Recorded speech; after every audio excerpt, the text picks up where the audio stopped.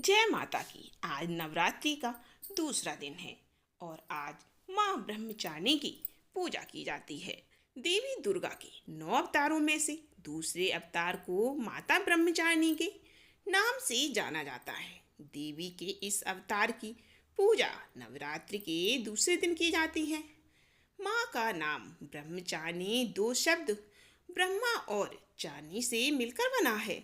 जहाँ ब्रह्मा का अर्थ है तपस्या, वहीं चारिणी का अर्थ है आचरण करने वाली, अर्थात ब्रह्मचारिणी का शाब्दिक अर्थ है तप का आचरण करने वाली। महादेव को अपने पति के रूप में पाने के लिए की गई कठोर तपस्या के कारण ही देवी के ब्रह्मचारिणी स्वरूप का आविर्भाव हुआ। देवी ब्रह्मचारिणी का स्वरूप अत्यंत शांत एवं मनोरम है। उनके दाएं हाथ में जप की माला, अक्षय माला और बाएं हाथ में कमंडल सुसज्जित है। इस स्वरूप में माता बिना किसी वाहन के नजर आती हैं। नवरात्रि के पावन त्योहार के दूसरे दिन माता ब्रह्मचारिणी की विधि पूर्वक पूजा की जाती है। देवी ब्रह्मचारिणी के महात्म की कथा महादेव के प्रति उनके प्रेम और निष्ठा से जुड़ी हुई है। इस कथा का उल्लेख देवी भागवत और मार्कंड पुराण के कुछ जगहों पर मिलता है। माँ ब्रह्मचारिणी की कथा इस प्रकार से है। धार्मिक कथाओं के अनुसार प्रजापति दक्ष ने कनखल के एक विराट यज्ञ का आयोजन किया था। महादेव के प्रति मन में विरोध और ईर्ष्या का भाव होने के कारण उन्होंने महादेव और देवी सती के अलावा इस यज्ञ में सभी को आमंत्रित किया। जब देवी सती को इस यज्ञ के बारे में पता चला तो उन्होंने यज्ञ में पहुंचकर अपने पिता से ऐसा करने का कारण पूछा। इस पर प्रजापति दक्ष ने अपनी पुत्री और महादेव को अपशब्द कहे और इस अपमान से व्यथित होकर देवी सती ने भगवान शिव का ध्यान करते हुए योगाग्नि द्वारा अपनी देह त्याग दी। माता सती के आत्मदाह के बाद समस्त सृष्टि जैसे श्रीहीन हो गई थी और महादेव भी उदासीन हो गए थे।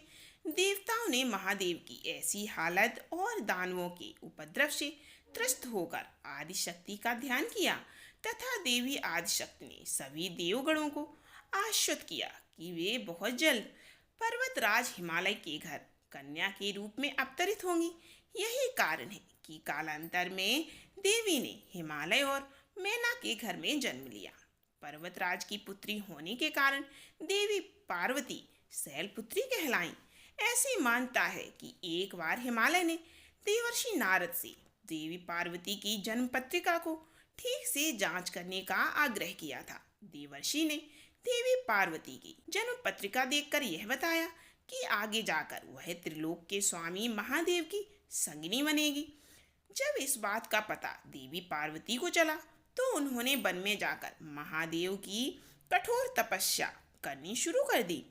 इस कठोर तपस्या के दौरान देवी ने भोजन स्वरूप सिर्फ फल और फूलों पर निर्वाह किया। तत्पश्चात उन्होंने सूखे बिल्व पत्रों को ग्रहण करना शुरू किया, अपनी तपस्या को जारी रखा।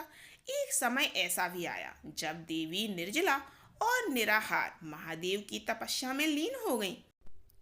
कई हजार वर्षों तक निर्जल और निराहार रहकर तपस्या करती रहीं। पत्तों को खाना छोड़ देने के कारण ही इनका नाम अर्पणा पड़ गया। महादेव को पाने के लिए देवी की इतनी कठिन तपस्या के साक्षी सभी देवी देवता एवं ऋषि मुनि बने और उन्होंने देवी पार्वती की इस तपस्या को अभूतपूर्व बताया। जब देवी की कठिन तपस्या के कारण उनका शरीर कमजोर हो गया था तब सभी देवता और ऋषियों ने इस तपस्या से प्रसन्न होकर उन्हें ये आशीर्वाद दिया कि उनकी सभी इच्छाएं पूरी होंगी और पार्वती का विवाह महादेव के साथ संपन्न होगा। अब तुम तपस्या छोड़कर घर लौट जाओ, जल्द ही तुम्हारे पिता तुम्हें बुलाने आ रहे हैं। कुंजगा स्तोत्र का पाठ करने के बाद दुर्गा सप्तशती का पाठ करना काफी लाभदायक माना जाता है। इसके साथ ही भक्त माता के विशेष मंत्र के द्वारा भी देवी ब्रह्मचारिणी की आराधना करते हैं। माता ब्रह्मचारिणी की आराधना का मंत्र ओम देवी ब्रह्मचारिण्य नमः है, अर्थात जिन देवी का ओमकार स्वरूप है उन सर्वोत्तमा देवी ब्रह्मचारिणी को हम नमस्कार करते हैं।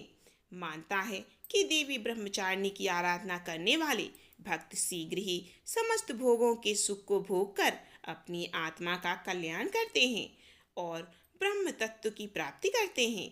हमें भी माता की शरण प्राप्त हो ऐसी भावना सबको करनी चाहिए।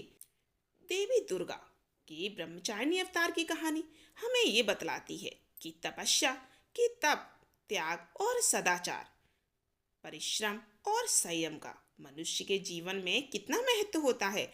मनुष्य अगर कठोर परिश्रम करते हुए अपना जीवन यापन करे तो उसे अपने मनोवांछित फल की प्राप्ति अवश्य होती है।